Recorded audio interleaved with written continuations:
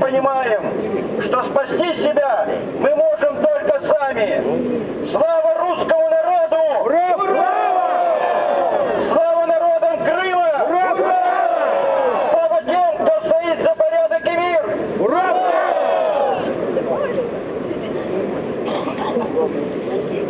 Друзья, партия «Русское единство» создает блокпосты на въезде в Крым, чтобы совместно с работниками милиции не допустить нечисть на нашу территорию.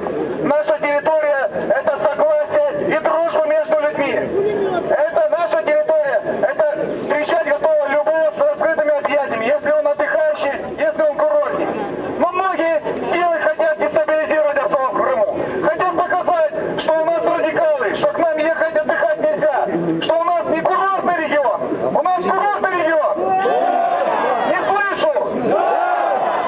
Мы не допустим бандеровцев в Крым! Запретим бандеровцев вообще как существовать на территории Украины! Фашизму! Фашизму! России! Таможенному союзу! Молодцы! Создают народные дружины! Эти народные дружины будут патрулировать улицы! Мы не допустим, чтобы фашистская мразь, которая идет сюда из Западной Украины, чтобы эта свобода, Генедок и все их выродки ходили по нашей святой крымской земле! Народным дружинам русского единства! Да! Народным дружинам русского единства! России! Крыму!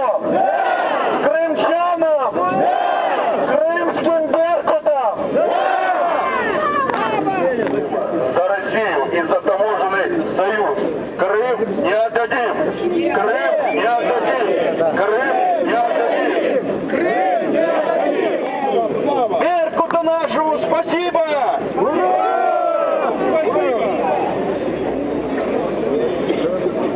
Друзья, русское единство объявило в Крыму полную мобилизацию всех крымских сил. Придете домой после этого мероприятия, после митинга. Дай Бог, чтобы здесь был мир и согласие. Говорите со своими друзьями и родственниками.